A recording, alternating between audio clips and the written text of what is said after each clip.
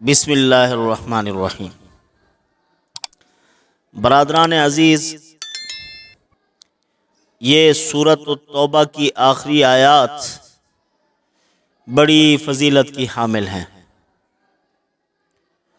قرآن مجید جب آخری آیت نازل ہوئی، علماء نے لکھا ہے وہ الیوم اکملت لکم دینکم واتممت علیکم نعمتی، اور قرآن مجید کی جو آخری آیت بترتیب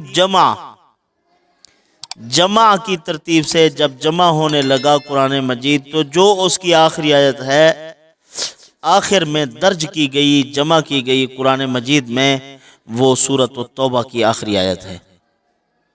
اس سورۃ التوبہ کی آخری آیت پر اکابرین امت نے کتابیں لکھی ہیں، کئی جلدیں لکھی ہیں۔ اس کا یہ مطلب نہیں ہے کہ بالکل یہ مختصر سی ہے، بس اس کو پڑھ لیا، اس کا مفہوم سمجھ میں آ گیا۔ اس کا مفہوم سمجھانے کے لیے اکابرین نے بڑی جلدیں لکھی۔ ایک واقعہ میں نے پڑھا تھا علامہ شبلی رحمۃ اللہ علیہ کا، کہ وہ جلتی آگ میں چلے گئے تھے، ان کو آگ نے نہیں جلایا تھا۔ کسی نے ان سے پوچھا کہ حضرت آپ کیا عمل کرتے ہیں؟ انہوں نے فرمایا کہ میں سورۃ توبہ کی آخری آیت کا ورد کرتا ہوں۔ اور ان کو بیداری کے عالم میں نبی پاک صلی اللہ علیہ وسلم کا دیدار مرحمت ہوتا تھا۔ اس کا بھی انہوں نے پوچھا تو فرمایا یہ معجزہ ہے سورۃ توبہ کی آخری آیت کا۔ یہ آیات میں پڑھتا ہوں، آخری آیات لَقَدْ جَاءَكُمْ رَسُولٌ مِّنْ أَنفُسِكُمْ، مطلب کیا ہے؟ میرے محبوب آ چکے ہیں، تو تم کس چیز کے انتظار میں بیٹھے ہوئے ہو؟ ایمان نہیں لا رہے؟ تم آؤ، ایمان لے آؤ، وہ تمہارا درد رکھنے والا نبی آ گیا ہے۔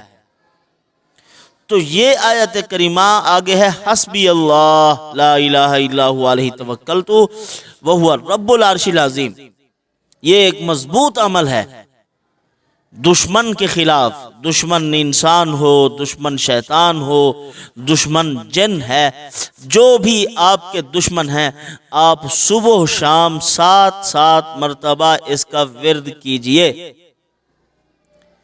پہلے میں نے ایک مرتبہ پڑھا تھا حزب البحر کا خاصہ یہ ہے کہ دشمن کی سازش، جنات، جادو، جو بھی سازش کرتا ہے وہ پلٹ جاتی ہے اسی کی طرف۔ یہ حزب البحر کا خاصہ ہے۔ تو میں سوچ رہا تھا کہ حزب البحر کا خاصہ تو اس میں کون سا ایک وزنی عمل ہے؟ حزب البحر کے آخر میں 7 مرتبہ یہی آیت پڑھنی پڑتی ہے۔ آخر میں ہے ستر العرش مسبول علینا وعین اللہ ناظرۃ الینا بحول اللہ لا یقدر علینا۔ یہ اس کے بعد پھر آگے جو آخر میں آیت پڑھتے ہیں ہم، حسبی اللہ لا الہ الا هو علیہ توکلت وہو رب العرش العظیم۔ یہ آیت کریمہ 7 مرتبہ پڑھنی پڑتی ہے۔ اب میں نے ایک کتاب میں پڑھا ہے، اس میں لکھا ہوا تھا کہ خود یہ سورۃ توبہ کی آخری آیت کی خاصیت ہی یہی ہے کہ یہ دشمن کی سازش کو، جنات کو، جادو کو، ان کی سازشوں کو، ان کے مکر و فریب کو پلٹ دیتا ہے ان کے خلاف۔ یہ اس سورت کے آخری آیت کا خلاصہ ہے۔